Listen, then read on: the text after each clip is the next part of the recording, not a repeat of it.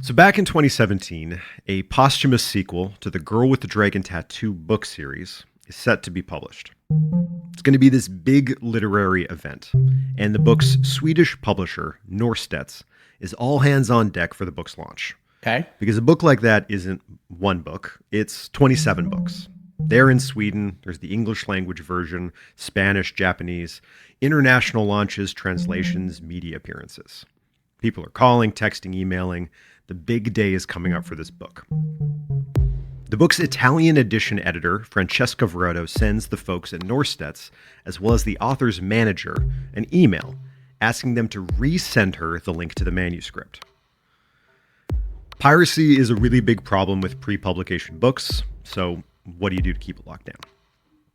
Norstedts, the Swedish publisher, was using an encrypted, password-protected email service called Hushmail to send the manuscript via email, with the password to the manuscript delivered separately via phone for an added layer of security. Yeah, very smart. I like it. Emails are flying, everyone's calling everybody. The author's agent, Magdalena Hedlund, sees that email from the Italian publisher friend asking for the manuscript, and she fires her off the Hushmail link to the book. Verotto then sends an email to both of them. Hey, could I also get the password? Publisher sees this, knows they're supposed to deliver that password over the phone, so they text her. Some to the effect of, hey, you asked for this code? And the Swedish publisher immediately gets a call back saying, no, I did not. Whoever was emailing these people on this big day, when everyone is running around trying to get this very locked down copy of this book out the door, was not who they said they were. Classic. That's what I'd say. It's a classic. We're going to talk about the mechanics of this phishing scam, the domains they registered, the social engineering, all of it. And we're going to talk about the scale, because at the same time as they were messaging Norstedts about this book, that same fake email was emailing other publishers about other books, and emailing yet other publishers about different books using different fake aliases. This was not one incident, it was a phishing spree, and it didn't just last that day. It had been going on for years, and would go on for years further. What I want to dwell on is why. Why a person would undertake a project of this scope for as long as they did. Broadly speaking, you could do it to pirate books, though spoiler to the end, there's no evidence that any of these titles were ever pirated. You could do it to steal the book and then blackmail the publisher, though there's no evidence that any of these publishers were blackmailed.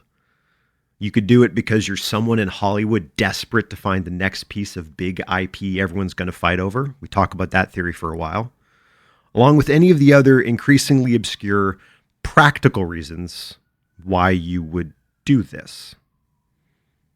The why is what makes this one weird. Maybe they just really wanted to read the books. Yeah, that's what I'm thinking here. You just got a huge literary fan out there that just wants early access. I can't remember, but some movie dramatized that idea of getting a copy of the new Harry Potter. I think it was like The Devil Wears Prada or something. It was some really obscure movie. I guess that's probably not that obscure, but obscure to me. Obscure motion picture Devil Wears Prada. Yeah, obscure to me. I'm not sure why I watched it. I remember it being kind of a cute movie, actually, if I recall. But I think that's actually pretty cute film. And weirdly, Harry Potter comes up later in the story. I really hope it's just, some nerdy hacker who's just figured out that the best thing for him them to do is hack their way into getting the story before everybody else. I really hope this has like a cute, like, teenage book nerd vibe to it. I think you're gonna like where this goes.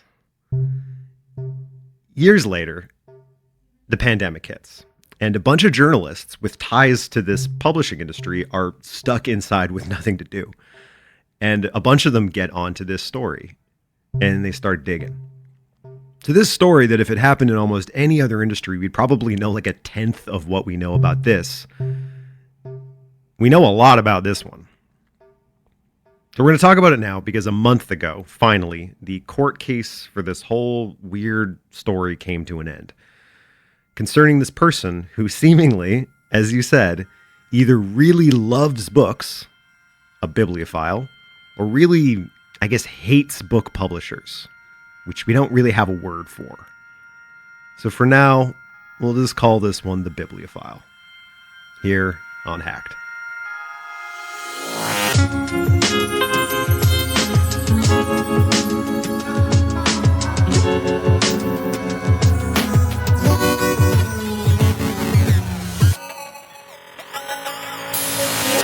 Is bibliophile a real word? Bibliophile is a real word. It's a person who loves books. Like, just likes reading books. I guess that makes complete Latin sense. I just Totally. had never heard that word before. Yeah, you don't hear it trotted out very often. But it was the first thing that popped into my head when I bumped up to maybe this person just loves books a lot. I'm like, it's a bibliophile hacker. Like, it's a person who loves books so much they hack them before they come out. Wow.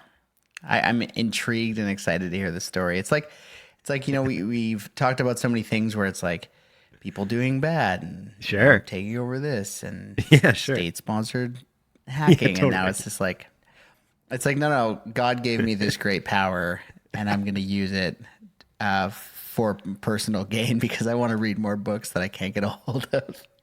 Well, we won't get ahead of ourselves because there's a little bit more to it than that. I think there's some complicated motivations going on here, but we'll dig into that. But not before.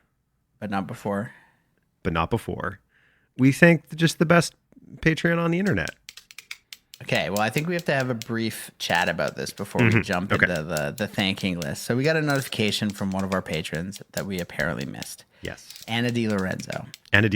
Thank you so much for your support. Yes, that for sure. But what it led to is that we were looking at email notifications from Patreon to see who would become a new subscriber since a specific date. Yes. And it turns out that we're not getting email notifications for everybody that joins, which seems surprising, but it's the truth. So we might have missed a plethora of people. So yeah, I think we should go back to, what do you think? Like April 1st, maybe? I'm down to go back to April 1st. Mid-March? What are you thinking? April Fools. Patreon played a prank on us. Let's go to April 1st. Let's go back to then. Yes. So I recognize some of these names, but they're worth saying again because, we love you all. Sean Miller, Crow 404, Godly Goon, Jade Disarray, whom I do not remember saying before. I don't think we got Jade. Yeah. I think that one's new. Jesse Anger, I think we got Jesse. We did. Mark Christensen, Marco, Madeline Acosta, the Duchess. And I think I recognize a few of those. Some of those are new. So I think if we have missed you, jump on Patreon and fire us a message. You will get a personal apology, and we will make sure to look out for you next time. And thank Anna Di Lorenzo for bringing this to our attention. For blowing the whistle on this Patreon scandal. Oh my God.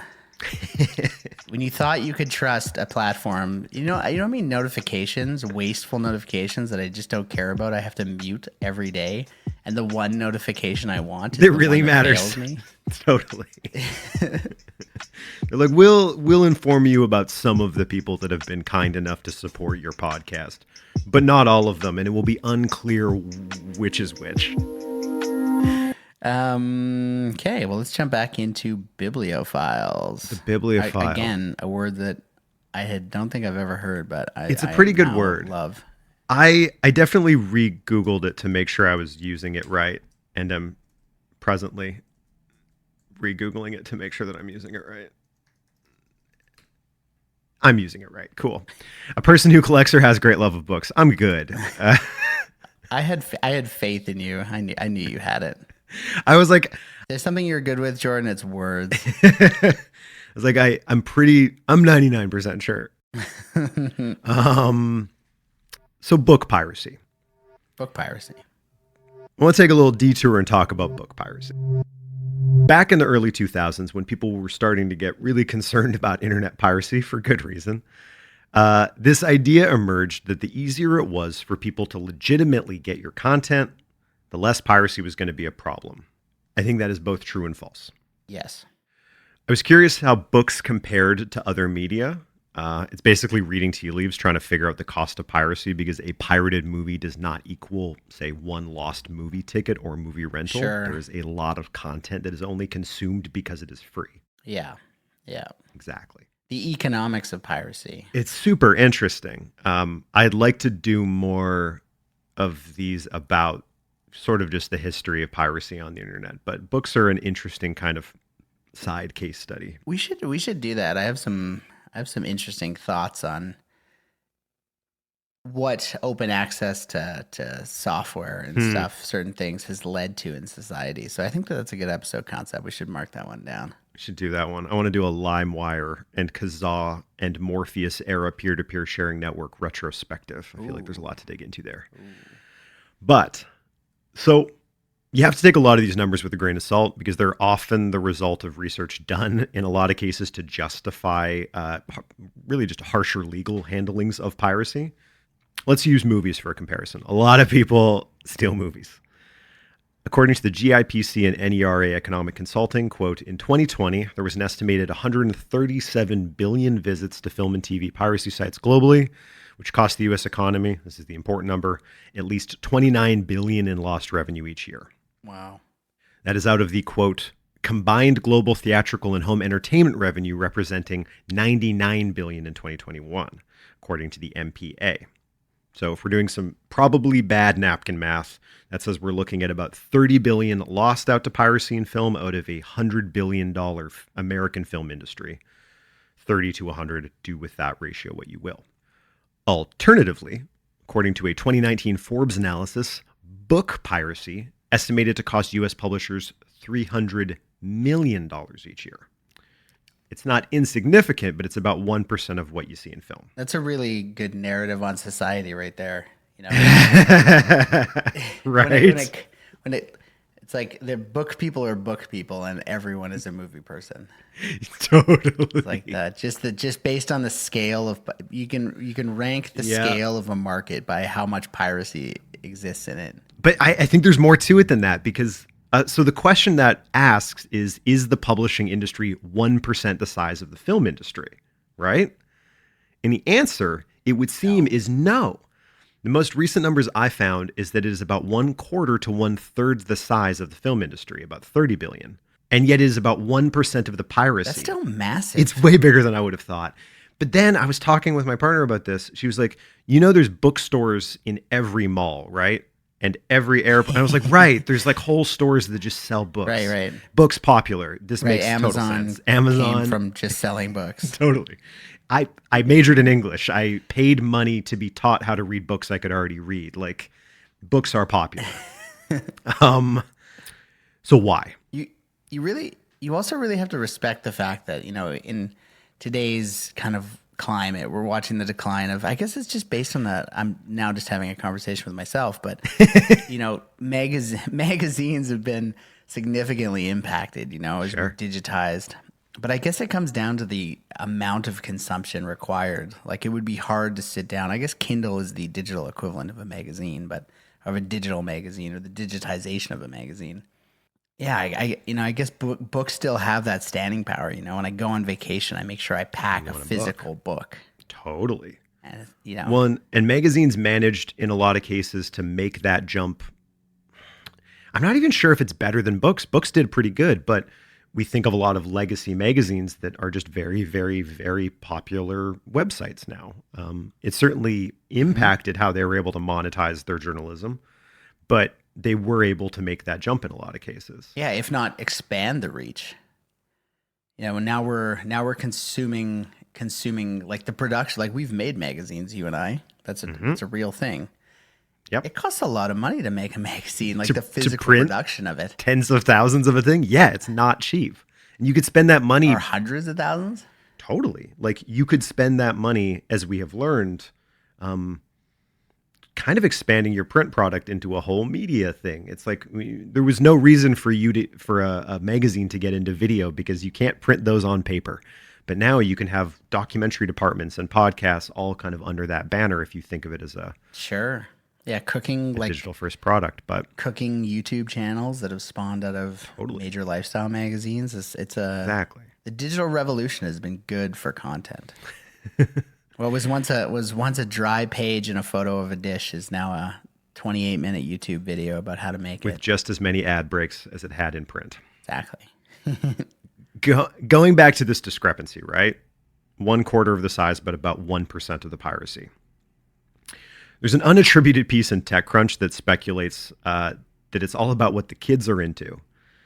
Quote, perhaps it was because the kids care less about stealing books than they do about cracking the DRM on movies, which is why bookshops remained unscathed during the London riots while DVD stores down the street were looted. Or maybe it's because the book industry learned from what happened to their audio and visual cousins. Either way, devices like Kindle, Nook, and iPad, and publishers' willingness to embrace them allowed a legitimate and lucrative electronic publishing industry to grow up before the pirates seized the initiative. Books got onto digital distribution early. They're less popular amongst the age demographics that pirate content hardest. If you buy that whole, the easier it is to get your content, the less piracy is going to be a problem argument, this is a relevant data point. Mm-hmm. So then there's this subset of piracy, right? Kind of its own thing, which is leaking. Like before a launch, the book leaks. Books being leaked before their launch is a uniquely storied history. You name a popular franchise, odds are one of them snuck online before the book actually hit shelves. Harry Potter, Twilight, 50 Shades of Grey. Let's rush to the present. Number one most recent bestseller, Prince Harry's memoir, all leaked before launch. Books you wouldn't think anyone would care to leak before launch. Books leak. Do you think when a book leaks, it impacts sales? Because here's the other thing: is like book people, like to own the book. Yep. They sure do. So it's like if I'm such a fan of 50 Shades of Grey that I seek out big if there. Big if. That I seek out Sure. an illegally distributed early release copy. Yeah. I'm going to bet that I still go out and buy the physical copy. I would bet that you're, in a lot of cases, right. I'm sure there's a subset of people that go, I already have this book on my Kindle. I got a hold of it pre-release. I'm never going to buy it. I think that's probably true. I think for the really ride or die fans, the book you are able to get a hold of the book a couple days before launch. You start reading it, and then you pick up the book, hopefully on launch day when you can get a physical copy of it, or go to a signing. Exactly, and if it's a thing you want to have on the shelf, you're probably going to pick up a copy. If you were only ever going to buy a digital copy, once you've got the pirated version, it then takes on, there's like an ethical choice to support the author and the publishing industry and retire your pirated copy and go buy a real copy.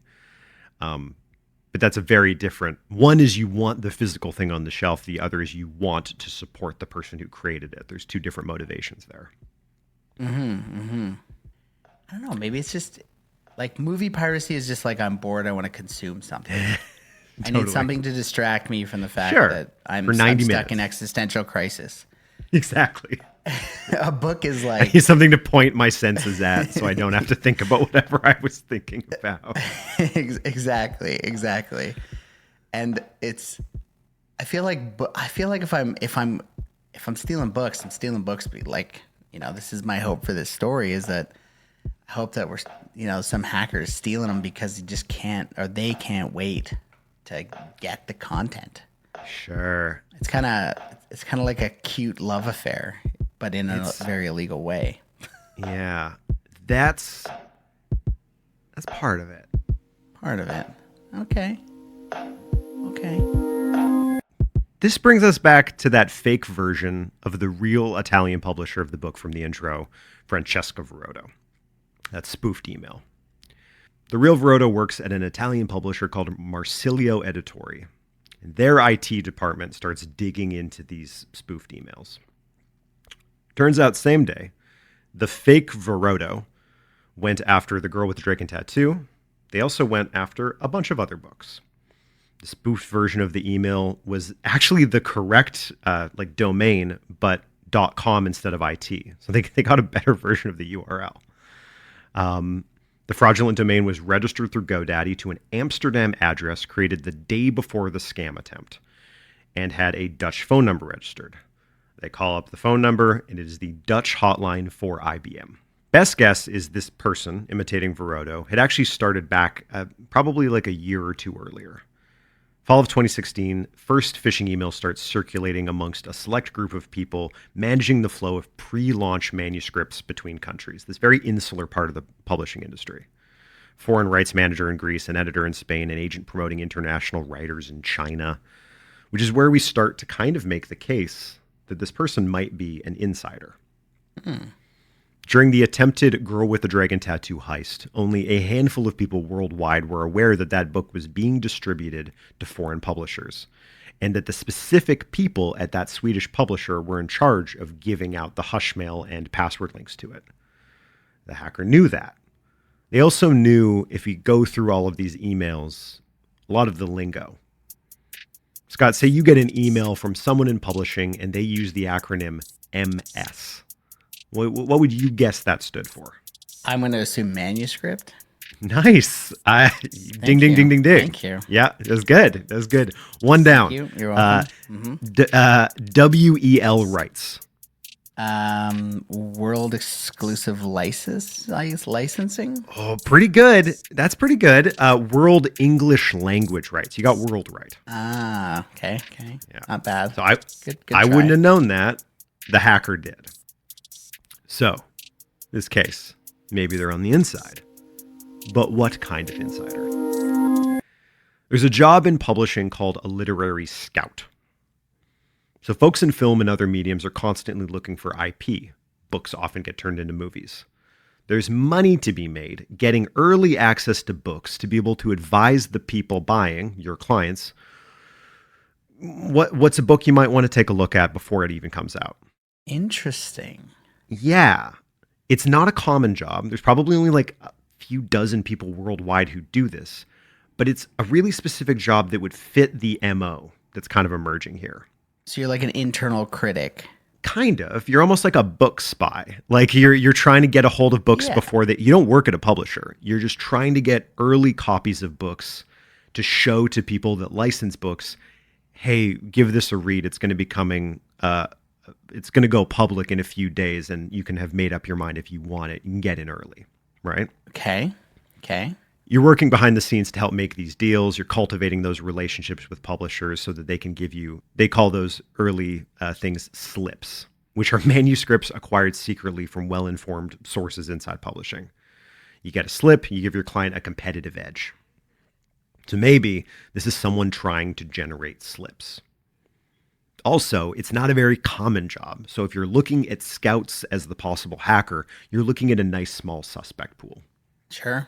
In this weird, obscure job, you rarely see people working together trading manuscripts because you're kind of getting too friendly with your competition. But in 2018, a scout named Natasha excitedly messages one of her clients. I've got a potential manuscript trade for this hot upcoming new book. Another scout named Jane Southern had reached out to her offering to exchange Ian McEwan's hot upcoming new novel for a significant release that Natasha had. Natasha is pumped. She makes this trade, gets an early copy of the Ian McEwan book, goes to show it to her clients. But then she bumps into Southern while she's at a trade conference, book fair in Frankfurt. This is the person she's doing the trade with. And she goes up to them and thanks them. Hey, thanks for making that trade with me. And Southern says, I have no clue what you're talking about. And just like the intro, Natasha realizes that the person she'd been talking with and trading books was the thief. The hacker had gotten a copy of Ian McEwan's book from another phishing scam and then turned around and used it as lure, kind of bait in this trade for yet another book they didn't have a copy of. To get more. To get more. So they're re-upping. They're re-upping. They're reinvesting. They're stealing a book and then using it to steal another book. Wow. So the focus is starting to hone in on this Hollywood IP scouting system. And it accelerates. By 2018 or so, word of this person is starting to make its way really through the publishing world. People know about this. And by this point, there are people who have basically been in months-long catfishing relationships with the book hacker, thinking they're talking to someone else. Until, like Francesco and Southern, someone bumps into someone in person and realizes they weren't talking to who they thought they were talking to. Or they don't. Because, spoiler, there's probably people who up until very recently, like last year, were still talking with this person thinking they were someone else. I guess this just demonstrates how effective social engineering and phishing can be So much. when you go quality over quantity. Totally. Like when you have 10 or 15 prospective, targets, like look at how effective you can be. Like years of manipulation versus, 400,000 bulk emails that nobody reads. Totally. And get auto deleted by spam filters and corporate security systems. Like that's amazing. Like that's like a movie. This needs to be a movie. This needs to be a book. Like these people are book people. Turn this into a book. Oh, I'm sure someone's going to write a book about this. I think I know who's going to write a book about this, but we'll get to that. So right before the pandemic, people start to go more public with this.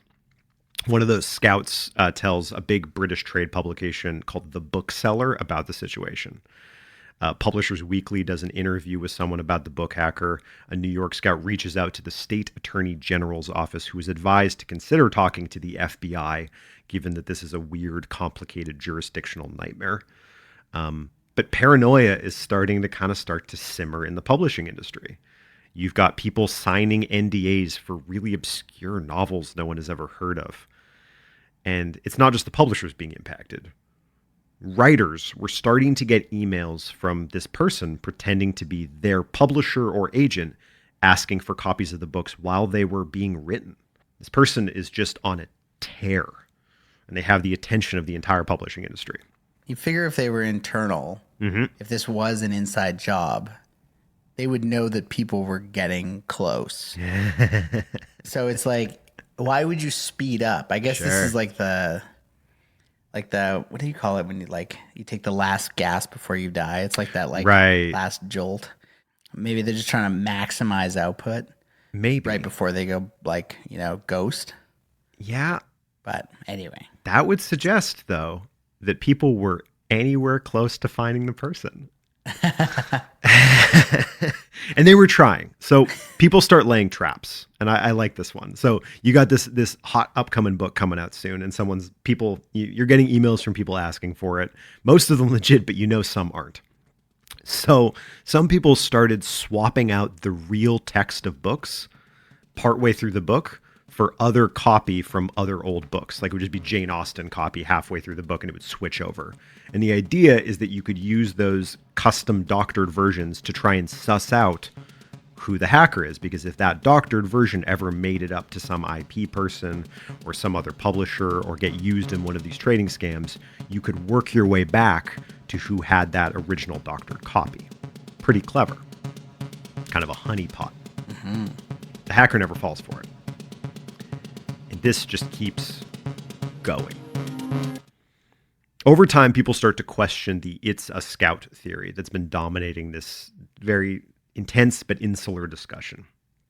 In 2019, the sequel to Handmaid's Tale, but called The Testaments, became the thieves' chosen obsession. They're just hammering people trying to get it. And if you come back to the why, if it's about rights, that book, The Testaments, its foreign publishing and film and TV options, all of that stuff was long since sold by the time the hacker started going after it. Sure. It's not really valuable to a scout. It's no good to them. All the thing they would be selling has been sold. So you go down the list. Is piracy? Well, none of the other books were ever pirated. That book was never pirated. Ironically, the only public leak of the Testaments prior to its launch was when Amazon accidentally shipped just shy of 1,000 copies off before the launch date. Classic. It's a classic, right? Scouting doesn't really track. Piracy doesn't track. And just going down the list of old reliable culprits, if it was like a nation state actor, A, weird target, and B, they knew way too much about a very small corner of the publishing industry. It turns out there's just, Kim Jong-un is like a massive book. 50 Shades of Grey fan. Bibliophile. Yeah, he's a massive bibliophile. Bibliophile. Just turns the Huge entire North bibliophile. Korea like infosec sector into like getting him books that he can't get. I need Prince Harry's memoir before anybody Yeah. else. I need the dramas. Exactly. He needs to know the drums. One handful of cybersecurity professionals brought in discovered that the thief had kind of started upping their security measures in 2019. Over time, it looks like they registered over 300 fake domains, but they'd added like slightly better digital security certificates right around 2019. Those certificates they were able to suss out revealed that a single entity controlled all of these different domains. Other investigators, because there was multiple groups of investigators working on this independently, inquired about potential credit card information and the thief's expenses. However, GoDaddy confirmed that it had reclaimed several of these domains, likely due to payment fraud, as it appeared that the thief was using stolen credit cards to do all of this. Some more insiders turned to the FBI for assistance, sharing the thief's emails with the Bureau. But the case remains kind of low on the priority list, it seemed, because this person wasn't really doing financial harm. They weren't leaking the books, weren't pirating them, they weren't blackmailing the publishers. It was just very, very weird waste of time, really. But I guess remember, at least 2 parties have now contacted the FBI about this, because that becomes relevant later. During COVID, the hacker got a little mean. At the end of that first pandemic in August, a woman named Linda Altrovberg, who is part of the Swedish publisher from the intro, gets a message. It was a thief impersonating a Spanish editor asking for a book that Berg knew the editor would never want. She knew, okay, I'm talking to the hacker. And she sends a message back, keep on dreaming, which is a pretty polite way to respond to someone trying to hack you.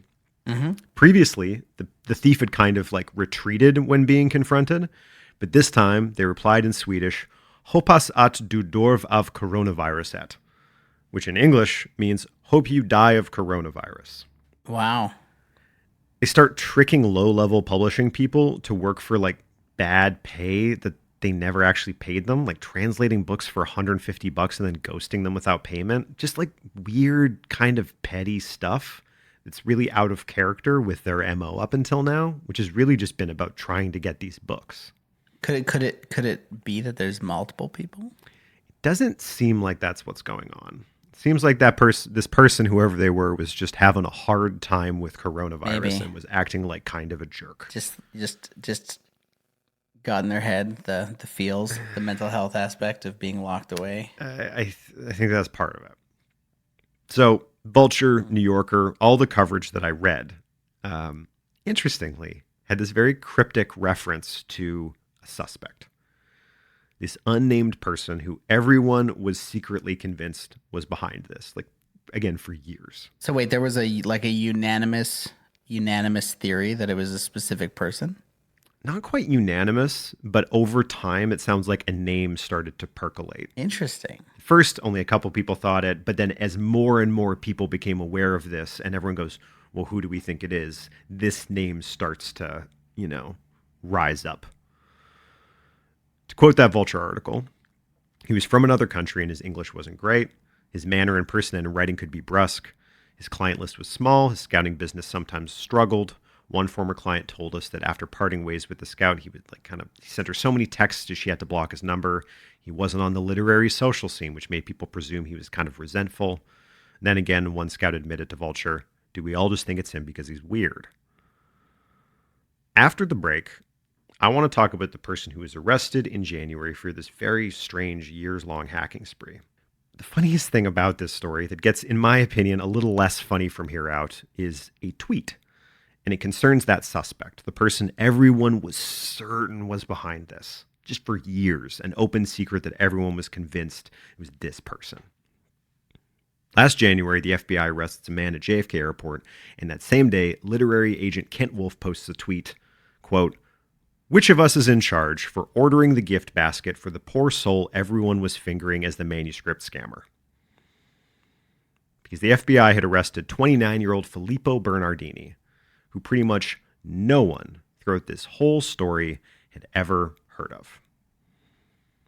His story, his arrest, and the result of his court case after the break.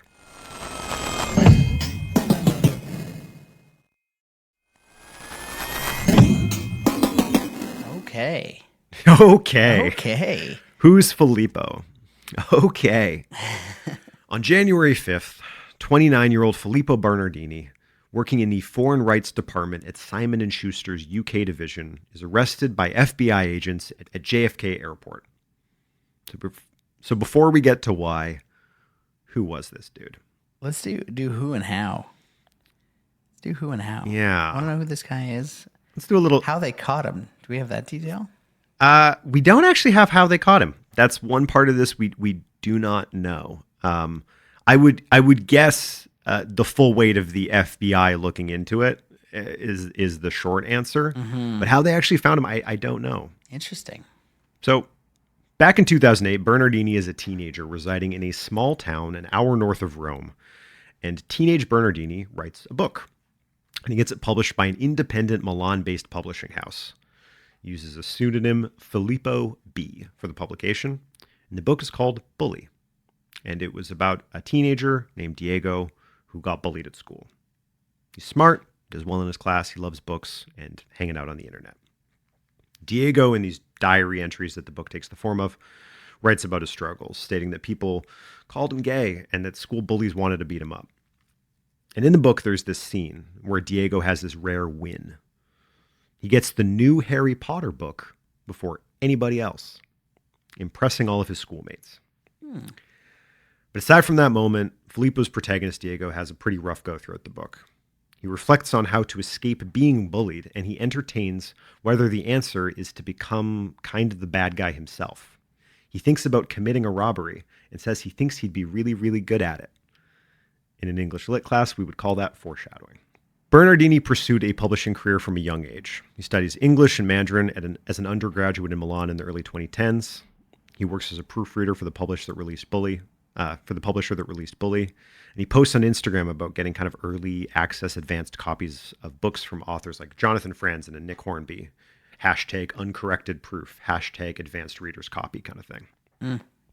2015, he moves to the UK to get his master's degree in publishing. He's clear he wants to work in this field. And according to a resume he sent out, the focus of his dissertation was on the children's literature classic Pinocchio, a story about a lying puppet. In English lit, we would call that foreshadowing. I'm glad your English degree is coming in hot here. It was bound to come up eventually. After university, Bernardini begins pursuing a career in publishing. In his resume, he cites that he has language skills as a translator and proficiency in PHP and HTML. In 2016, Bernardini interns at Andrew Nernberg Associates, a London-based literary agency.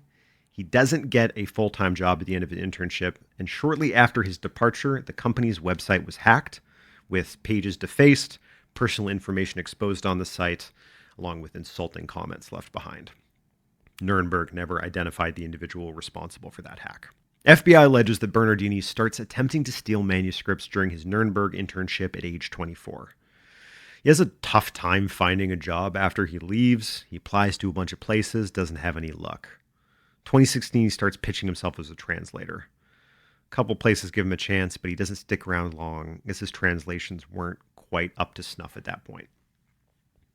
If you remember that 2018 attempted hacking of the Margaret Atwood book, The Testaments, sequel to The Handmaid's Tale, it's right around now that Bernardini interviews for an assistant position at the very same agency, where he would be responsible for managing several prominent authors.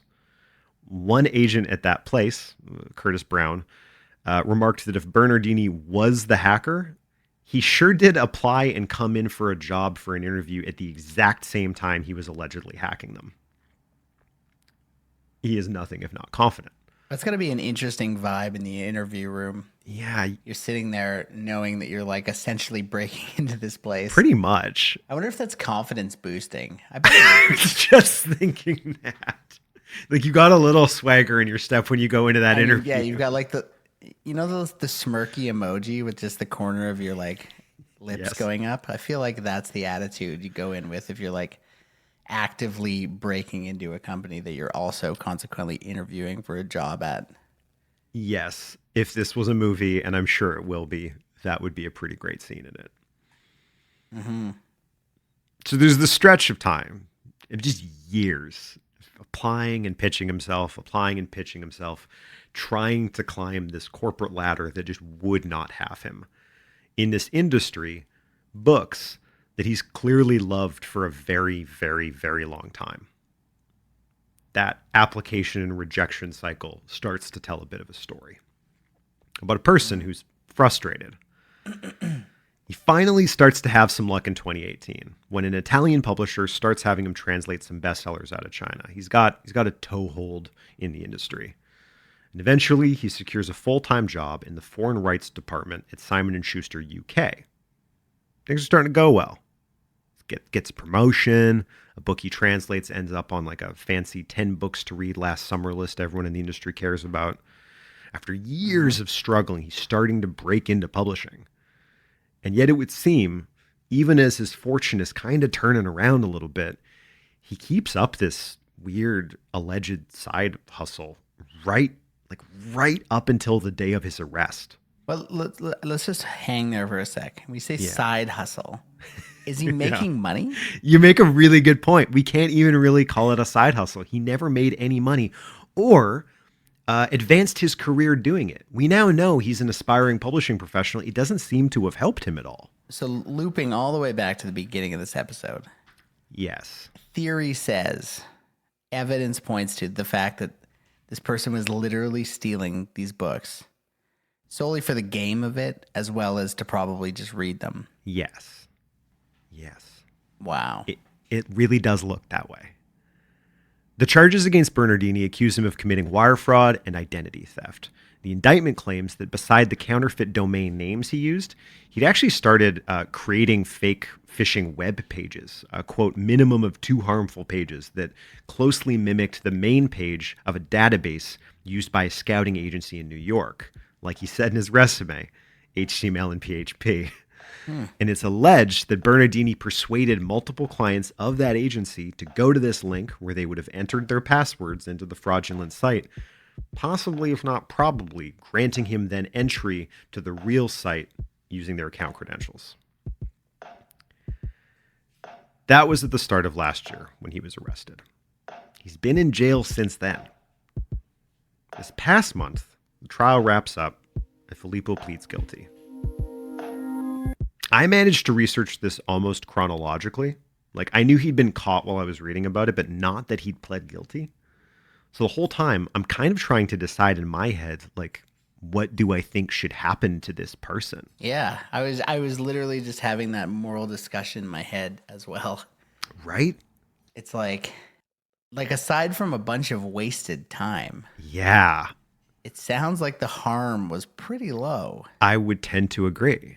And it's, in today's current, crime is becoming definitely a talking point in the political spheres of media.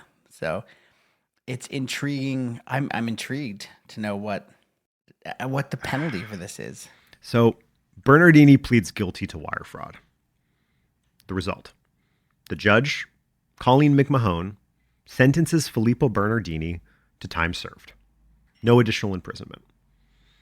He's agreed to compensate Penguin Random House with $88,000 to cover the legal and expert fees incurred due to his actions. And he's also received a 3-year supervised release sentence and will probably be deported from the U.S. back to either the UK or Italy, where he spent his childhood. The bookseller, that publication from earlier, got a hold of a bunch of the court documents in which Bernardini writes in his own words why at least he says he did this. And we finally get an answer in his own words as to why. Oh my God, do tell. Regarding the books, he, quote, wanted to keep them closely to my chest and be one of the fewest to cherish them before anybody else, before they ended up in bookshops. He says he had a, quote, burning desire to feel like he was a publishing professional and that he had no intention of leaking the books he sold. He felt a, quote, special and unique connection with the author, almost like I was the editor of that book. And then I think the big important quote here, he explains how it all starts. One day, I created a spoof email address for someone I knew of in the publishing industry, and I sent an email to someone else that I knew of asking for a pre-publication manuscript. I wrote in the style and using the language that my former colleagues had used. And when that request was successful, from that moment on, this behavior became an obsession, a compulsive behavior. There's a lot of practical reasons to write something like that in the context of what seems like a slam dunk court case against you. But a love for books, a years long desire to be part of that world, all yielding this compulsion when you figure out what you can do, I kind of buy it. It's such an interesting. A lot of hackers, if you go back in time enough, they did it. They did it for the game. Sure. Nobody ever had malintent. It was a puzzle. You know, we're puzzle Sure. gamers. I've made this reference before, and people it's wanted apt. people wanted to crack things, crack the code. And Yeah. this guy used identity theft and phishing and impersonation to crack a code in publishing, Totally. and got him a reward that it's very strange. You know, Yeah. and the thing that shocks me about his punishment is that it's way more lenient than I expected. Mm-hmm. Like, you've got to assume that the judge took sympathies, I think they did. because like on this show, we've talked about people that like view the source code of a web page and get 5 years in prison. Great. Yes, 100%. And that's something that's not even illegal and is common functionality and is actually just the way that the internet communicates with source codes. Sure. So that's I'm more shocked that in a digital theft world and in a way in the world that we're punishing, Yes. you got to assume that their truth in that matter was a significant part of getting them a leniency on their sentence. Yeah. I bet if they pled not guilty, Yeah, it might have been it different. was proven. Yeah. It might have been a way stronger thing, because that just seems shockingly low to me, given how severe others get punished. They pled guilty. They never made a buck doing it. So what did they do? They impersonated people. Like, don't do that. That is a crime. That's bad. But a year in jail, $88,000, and you're deported. $88K. Is that it?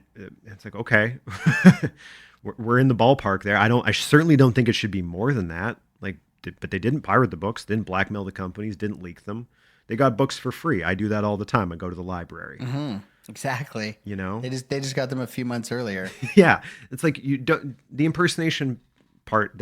You shouldn't do that. That's not a good thing to do. You do material harm. We're not justifying it here in any way. Not at all. And punishment. Let's talk about that. But I'm glad that this wasn't. We're going to make an example out of you. I don't think that's what this needed. I think this was a person that kind of stumbled into a bit of a compulsion, and it just lasted for a really, really long time. It's such a personal story too. Such an interesting, like, you got to imagine there's a whole, like, especially given the words that they wrote in their plea, there's a whole empowerment angle there. You know, like, I felt powerful. I was seeking professional esteem and things like that, and wasn't getting it. And this gave me a bit of a personal power. You know, made me feel probably better than he did on an average Tuesday. And it's very interesting. It's a very interesting story. I really hope that it gets turned into a book. Maybe, who wrote The Big Short? Michael Lewis? I think so. Well, so here's what's interesting about that. His lawyer described him as being, and it's kind of part of arguing that he's been punished more than enough for this, which I think I agree with. But they described him as being, quote, effectively banned from the publishing industry, as sort of part of how he's been punished in a very intense way, given that we know about him. Of course, yeah.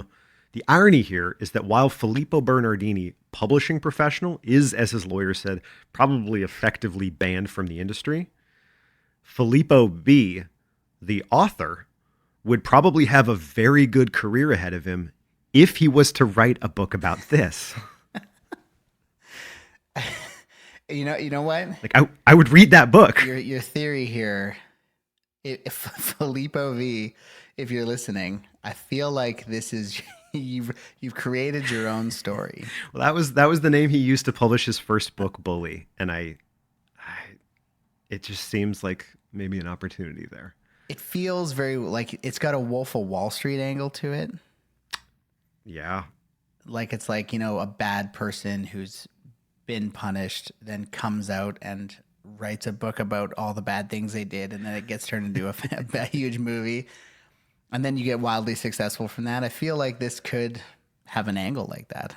Like I don't think what they did was right by any means. I think that they were punished. I don't think the punish was nearly as severe as I would have expected. But also, you know, my bigger questions would be, A, can they control the compulsion? Because let's be honest, Yes. it's probably going to be tough.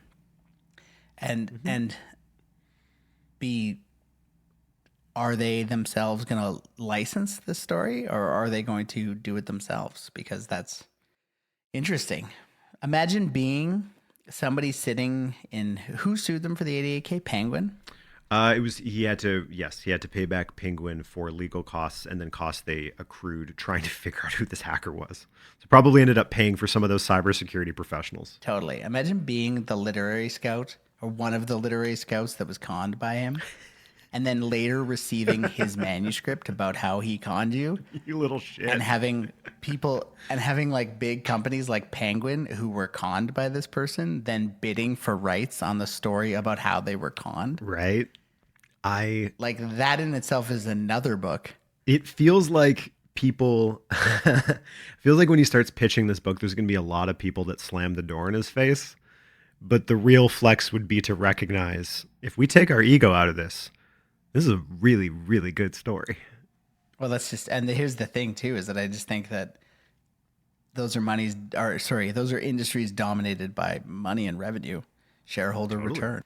They can't, it would be against their fiduciary responsibility to turn their eye on something like that. To not publish this book about how someone did crimes at them.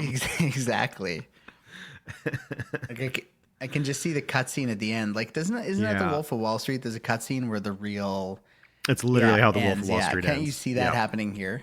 Where everyone's reading the book, and the person who hacked all the authors wrote about the time they hacked all the authors. Yeah, completely. It will inevitably be a movie. Too many people, even if it's not Filippo B writing about it. So, like I said at the beginning, this all kind of popped off during the pandemic when a bunch of journalists were stuck inside. It is so thoroughly reported on. There's so many great really long form articles that a person could license if they wanted to make a movie. Now this episode of this podcast, get in touch. Like my mind jumped to Michael Lewis. This just felt very, Big Short. Like I've read all Michael Lewis's books. He's great at this stuff. The books that he's written, the screenplays that they get transferred into, also great.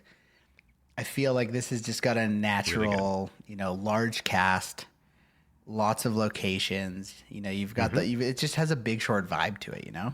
Multiple storylines running in the same Big Short vibe. Direction. Yeah, I don't know, but I think that if this isn't going to be you, Filippo, or maybe call Michael Lewis. I'd love to read the Michael Lewis take on this and watch the screenplay adapted off of his book. Anyway, those are my end thoughts. What about you, Jay? I'm just going to end with a quote from an author named Filippo B's first book, Bully. I don't even know that I agree with this quote, but it sure is relevant to the story. Quote, "There is a relationship between tormentors and victims, something close to a real friendship or even love. A person cannot live without the other, just as the tormentor cannot live without his victim."